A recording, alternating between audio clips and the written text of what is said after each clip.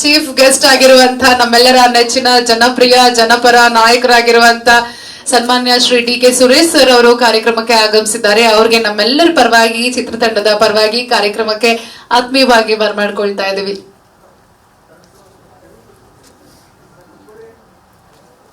ಎಲ್ರಿಗೂ ನಮಸ್ಕಾರ. ಅಡವಿಕಟ್ಟೆ ಟ್ರೈಲರ್ಗೆ ತಮ್ಮೆಲ್ಲರಿಗೂ ಸ್ವಾಗತ. ಈಗ ಅದನ್ನ ಸ್ಟಾರ್ಟ್ ಮಾಡ್ತಾ ಇದ್ದೇವೆ. ಸ್ಟಾರ್ಟ್.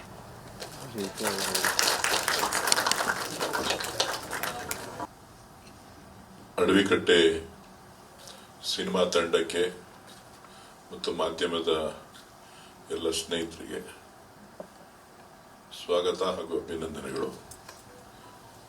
ಬಹುಶಃ ಚಿತ್ರರಂಗದಲ್ಲಿ ಹೊಸ ಹೊಸ ಪ್ರಯತ್ನಗಳನ್ನ ಮಾಡ್ತಾನೆ ಇರ್ತಾರೆ.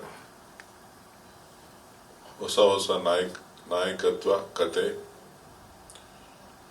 ಮತ್ತು ಅದಕ್ಕೆ ಬೇಕಾದಂತ ವ್ಯವಸ್ಥೆಗಳು ಬದಲಾವಣೆಯ ಸ್ವರೂಪದಲ್ಲಿ ಹೊಸ ಒಂದು ಪ್ರಯತ್ನವನ್ನ ನಮ್ಮೆಲ್ಲ ಅಡವಿಕಟ್ಟೆ ತಂಡ ಒಗ್ಗೂಡಿ ಮಾಡಿದ್ದಾರೆ.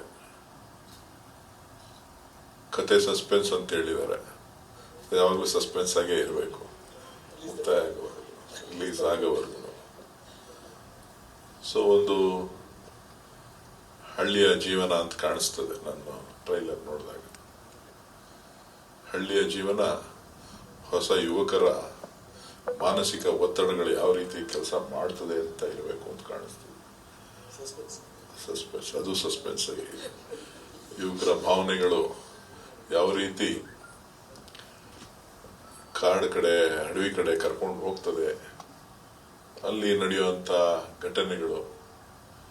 ಸೊ ಇವೆಲ್ಲನೂ ಕೂಡ ಇವತ್ತಿನ ದಿನಕ್ಕೆ ಪ್ರಸ್ತುತವ ಆಧಾರದ ಮೇಲೆ ಇವತ್ತು ಈ ಒಂದು ಸಿನಿಮಾ ನಿರ್ಮಾಣ ಮಾಡಿದ್ದಾರೆ ಅಂತ ಹೇಳಿ ನಾನಾದ್ರೂ ಭಾವಿಸ್ತಾ ತಂಡಕ್ಕೆ ಯಶಸ್ಸನ್ನ ಕೋರ್ತೇನೆ. ತಾಯಮ್ಮ ಪ್ರೊಡಕ್ಷನ್, ತಾಯಿ ಹೆಸರಿನಲ್ಲಿ ಇವತ್ತು ಈ ಒಂದು ಚಿತ್ರ ನಿರ್ಮಾಣ ಆಗ್ತಾ ಇದೆ. ಜೊತೆಗೆ ಹಿರಿಯ ನಟರು ಅಭಿಜಿತ್ ಅವರ ನಾಯಕತ್ವದಲ್ಲಿ ಸಿನಿಮಾ ಮೂಡಿ ಬಂದಿದೆ. ಹೊಸ ನಾಯಕರು ನಮ್ಮೂರಿನವರು ಮುಳ್ಳಳ್ಳಿ ನಾಗರಾಜ್ ಇವತ್ತು ಹೊಸ ಪ್ರಯತ್ನವನ್ನು ಮಾಡಿದ್ದಾರೆ. ಅವರ ತಂಡಕ್ಕೆ ಸಂಪೂರ್ಣ ಯಶಸ್ಸಾಗಲಿ.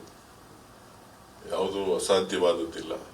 ಹೊಸ ಹೊಸ ಸಿನಿಮಾಗಳು ಹೊಸದಾಗಿ ಬಂದಾಗ ಪ್ರಯತ್ನಗಳು ಯಶಸ್ಸಾಗ್ತದೆ.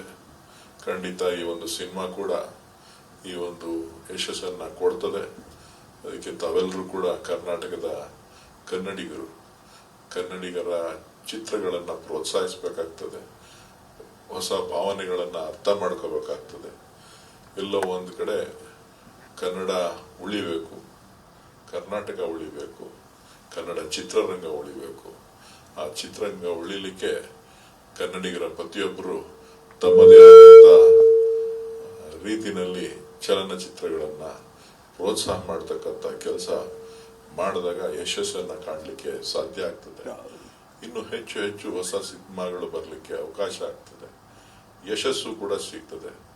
ಇವತ್ತು ಬಹುಶಃ ಕನ್ನಡಕ್ಕೆ ಒಂದು ವಿಶೇಷವಾದಂತ ಸ್ಥಾನಮಾನ ರಾಷ್ಟ್ರೀಯ ಮಟ್ಟದಲ್ಲಿ ಮತ್ತು ಅಂತಾರಾಷ್ಟ್ರೀಯ ಮಟ್ಟದಲ್ಲೂ ಕೂಡ ಕನ್ನಡ ಚಿತ್ರರಂಗ ಗುರುತಿಸ್ಕೊಂಡಿದೆ. ಅದರ ಯಶಸ್ಸು, ಹೊಸ ಹೊಸ ಪ್ರಯತ್ನಗಳು ಇನ್ನು ಮುಂದೆ ಇದೇ ರೀತಿ ಮುಂದುವರಿಲಿ ಅಂತ ಹೇಳಿ ನಾನಾದ್ರೂ ಆಶಿಸ್ತಾ, ನಾಗರಾಜ್ ಅವರಿಗೆ ಮತ್ತು ಅಭಿಜಿತ್ ಅವರಿಗೆ, ಎಲ್ಲ ತಂಡದ ನಿರ್ಮಾಪಕರಿಗೆ, ನಿರ್ದೇಶಕರಿಗೆ, ಪ್ರತಿಯೊಬ್ಬ ಕಲಾವಿದರಿಗೆ ಎಲ್ಲರಿಗೂ ಕೂಡ ಶುಭವನ್ನ ಕೋರ್ತಾ ಇನ್ನೂ ಹೆಚ್ಚು ಯಶಸ್ಸಾಗ್ಲಿ, ಒಳ್ಳೇದಾಗ್ಲಿ ಅಂತ ಹೇಳಿ ಭಗವಂತನಲ್ಲಿ ಪ್ರಾರ್ಥಿಸ್ತಾ ತಮ್ಗೆಲ್ಲರೂ ಕೂಡ ಮತ್ತೊಮ್ಮೆ ವಂದಿಸ್ತೇನೆ. ಮಾಧ್ಯಮದವರು ಕೂಡ ತಾವು ಕೂಡ ಹೆಚ್ಚೆಚ್ಚು ಪ್ರಚಾರ ಮಾಡಿ ಕನ್ನಡ ಚಿತ್ರರಂಗಗಳು ಯಶಸ್ವಿ ಆಗ್ಲಿ ಅಂತ ಹೇಳಿ ತಾವು ಕೂಡ ಅದಕ್ಕೆ ಬೆಂಬಲವಾಗಿ ನಿಲ್ತೀರಿ ಅಂತ ಹೇಳಿ ನಾನಾದ್ರೂ ಭಾವಿಸಿ ನನಗೂ ಕೂಡ ಅವಕಾಶ ಮಾಡಿಕೊಟ್ಟು ಬರಲೇಬೇಕು ಅಂತ ಹೇಳಿ ನಮ್ಮ ಹುಡುಗರೆಲ್ಲ ಕೇಳಿದ್ರು. ಆಯ್ತು ಬರ್ತೀನಿ ಅಂತ ಹೇಳಿದ್ರೆ ನಾನು ಇನ್ನೊಂದು ಅರ್ಧ 1 ಅವರ್ ಜಲ್ದಿನೇ ಬರಬೇಕಾಗಿತ್ತು. ಮಳೆ, ಟ್ರಾಫಿಕ್. ಡಿ.ಕೆ. ಶಿವಕುಮಾರ್ ಅವರು ಕೂಡ ನನಗೆ ಡೆಲ್ಲಿಯಿಂದ ಫೋನ್ ಮಾಡಿದ್ರು, ನೀನಾದ್ರೂ ಹೋಗು, ಮಿಸ್ ಮಾಡಬೇಡ ಅಂತೇಳಿ. ಕಾರಣ ಏನು ಅಂತ ಹೇಳಿದ್ರೆ ಅವರೇ ಕೊಟ್ಟಿದ್ದಂತ ಸಮಯ. ಅವರು ಡೆಲ್ಲಿಯಿಂದ ಬರಬೇಕಾಯ್ತು. 1:30 ಫ್ಲೈಟ್ಗೆ ಬರ್ತೀನಿ ಅಂತ ಹೇಳಿ 1:30ಗೆ ಬುಕ್ ಆಗಿತ್ತು. ಫ್ಲೈಟ್ ಡಿಲೇ ಆಗಿದೆ. ಸೊ 7:30ಗೆ ಲ್ಯಾಂಡಿಂಗ್ ಅಂತ ಕಾಣಿಸುತ್ತೆ. ಸೊ ಹಾಗಾಗಿ ತಡ ಆಗಿದೆ. ಅವರ ಶುಭಕಾಮನೆಗಳನ್ನು ಕೂಡ ಈ ಸಿನಿಮಾಗೆ, ಕನ್ನಡ ಚಿತ್ರರಂಗಕ್ಕೆ ಮತ್ತು ಹೊಸ ಪ್ರಯತ್ನ ಮಾಡತಕ್ಕಂಥ ನಾಗರಾಜ್ ಮತ್ತು ಅಭಿಜಿತ್ ಅವರೆಲ್ಲ ತಂಡಕ್ಕೆ ಇದೆ ಅಂತಕ್ಕಂಥ ಮಾತನ್ನ ಹೇಳ್ತಾ ತಮ್ಮೆಲ್ಲರಿಗೂ ವಂದಿಸಿ ಶುಭ ಹಾರೈಸ್ತೇನೆ. ಧನ್ಯವಾದಗಳು. ನಮ್ಮೆಲ್ಲರ ಸರ್, ನೆಚ್ಚಿನ ಒಂದೇ ಒಂದು ವಿಷಯ, ನಿಮ್ಮ ರಾಜಕಾರಣ ರಾಜಕೀಯ ವ್ಯವಸ್ಥೆ ಇಷ್ಟೇ ನೀವು ಬಿಸಿ ಇದ್ರು, ನೀವಾಗ್ಲಿ ಶಿವಕುಮಾರ್ ಸಾಹೇಬ್ರಾಗ್ಲಿ ಸಿನಿಮಾದ ಕಾರ್ಯಕ್ರಮ ಯಾವುದೇ ಆಗ್ಲಿ ನೀವು ಸಪೋರ್ಟ್ ಮಾಡ್ತಾನೆ ಬಂದಿದ್ದೀರಿ sir. So sweet of you. Thank you sir. ನಿಮ್ಗೆ ಮತ್ತೆ ಒನ್ಸ್ ಅಗೇನ್ ಥ್ಯಾಂಕ್ಸ್.